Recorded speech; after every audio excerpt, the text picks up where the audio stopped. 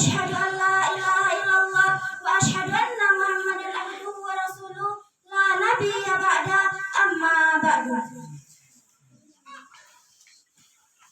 Yang pertama dan yang paling utama sekali, marilah kita panjatkan puji syukur atas kehadiran Allah Subhanahu wa taala yang telah melimpahkan rahmat dan karunia-Nya kepada kita semua, sehingga telah dapatnya kita melangkahkan kaki, mengayunkan tangan menuju forum yang sama-sama kita cintai ini.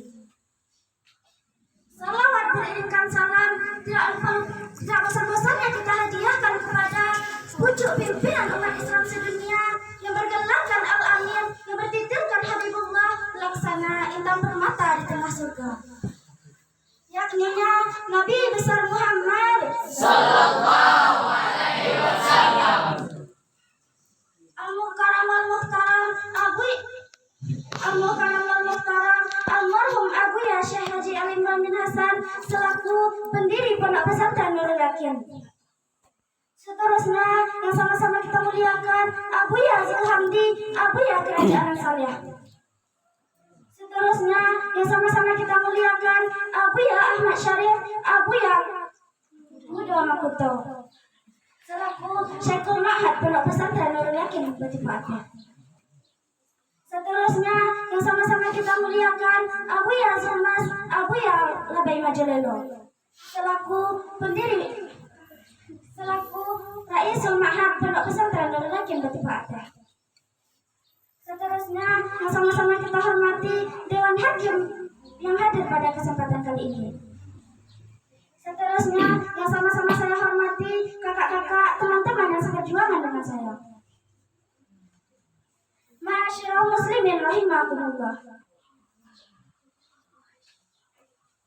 Di hari ini, marilah kita tingkatkan keimanan dan ketakwaan kepada Allah Subhanahu wa taala dengan sebenar-benarnya. Terlebih pada hari raya Idul Adha, di mana buah dari ketakwaan itu ditunjukkan dari penyembelihan binatang kurban. Sungguh itu adalah amalan yang sangat dicintai oleh Allah Subhanahu wa taala. Sebagaimana Allah katakan dalam surat Al-Kautsar ayat 1 dan 2. Inna a'tainakal kautsar fasalli lirabbika wanhar. Sungguh amat banyak nikmatku untukmu, maka dirikanlah salat dan berkurbanlah. Setiap tahun bulan Zulhijjah, setiap muslimin lekat dengan kata-kata ibadah haji dan kurban. Pada kesempatan kali ini, saya akan uraikan tentang kepribadian yang muncul dari ibadah haji dan kurban. Setidaknya ada 4 kepribadian yang muncul dari seseorang yang melakukan ibadah haji dan kurban. Yang pertama, kepribadian tauhid. Ibadah haji dan kurban sama-sama memenuhi panggilan kepada Allah Subhanahu wa taala. Ibadah yang penuh kepatuhan, ketundukan terhadap Sang Khalik. Hal ini tercermin dalam lafaz talbiyah yang lazim dikumandangkan dalam melaksanakan ibadah haji, yaitu labbaik Allahumma labbaik, labbaik la syarika laka labbaik, innal hamda wan ni'mata laka wal mulk la syarika laka labbaik. Begitu pula ibadah kurban dapat kita lihat dari kisah Nabi Ibrahim alaihissalam yang sudah berpuluh tahun menikah namun belum dikaruniai seorang anak. Setelah lama menunggu, akhirnya dikaruniai seorang anak yang bernama Nabi Ismail alaihissalam melalui rahim Siti Hajar. Nabi Ibrahim sangat bahagia, namun Allah tiba-tiba memberikan ujian kepadanya, yaitu menyembelih putra yang sangat beliau cintai. Sebagaimana dijelaskan dalam surat As-Saffat ayat 102, ya bunayya ini Allah firmanani anni asbuka, wahai anakku, sungguh aku bermimpi bahwa aku menyembelihmu. Nabi Ibrahim alaihissalam menunggu reaksi putranya sambil menanyakan pendapatnya. Fanzur mazatara, maka pikirlah bagaimana pendapatmu. Maka Nabi Ismail menjawab, qala ya batif amma ta'malu satajiduni insyaallah minas sabirin. Wahai ayahku, lakukanlah apa yang diperintahkan Allah kepadamu. Engkau akan mendapatiku jika Allah mengkehendakiku termasuk orang-orang yang sabar. Tidak satupun orang tua yang tega menyembelih anaknya sendiri, kecuali atas dasar keimanan dan ketakwaan kepada Allah Subhanahu wa taala. Walaupun pada akhirnya Allah menggantinya dengan seekor domba. Demikian tidak ada Demikian tidak ada keraguan keimanan Nabi Ibrahim terhadap Allah Subhanahu wa taala. Yang kedua, kepribadian mujahid atau kepribadian pejuang. Ibadah haji dan kurban membutuhkan kesungguhan dalam menjalankannya. Keduanya diperlukan biaya yang tidak sedikit. Bukan hanya materi, ibadah haji dan kurban membutuhkan perjuangan, baik secara fisik maupun psikis. Mereka rela meninggalkan keluarga, tanah air, jabatan, status, serta mengekang hawa nafsu.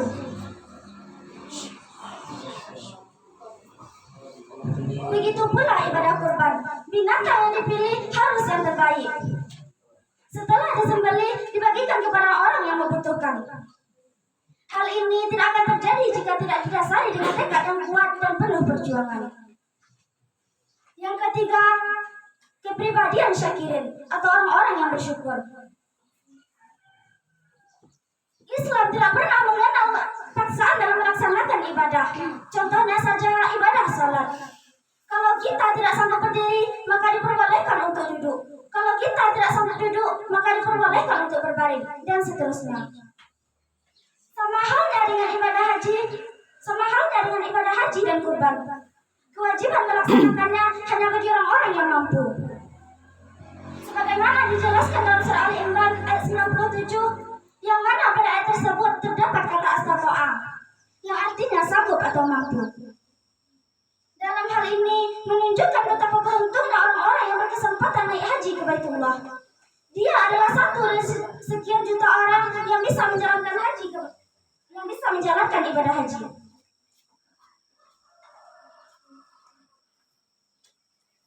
Oleh karena itu, patut disyukuri atas nikmat yang diberikan Allah kepadanya.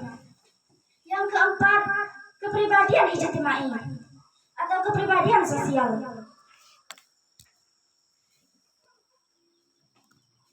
Ibadah haji dilaksanakan bersama seluruh umat Islam dari berbagai penjuru dunia. Kehadiran mereka menjadikannya saling mengenal, saling mengasihi, dan saling menyayangi. Selama melaksanakan ibadah haji, mereka belajar arti pentingnya sahabat, saling menolong. Mereka melupakan status dan tanah air. Satu tujuan untuk memperoleh ridha Allah. Dengan demikian, kepribadian sosial akan tertanam dalam kehidupan sehari-hari. Begitu pula ibadah kurban. Ibadah kurban juga mendidik arti pentingnya pengorbanan. Sudah seharusnya kita hidup saling menolong dan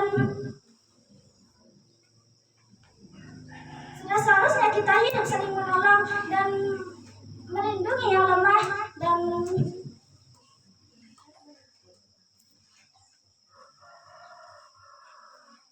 bersatu padu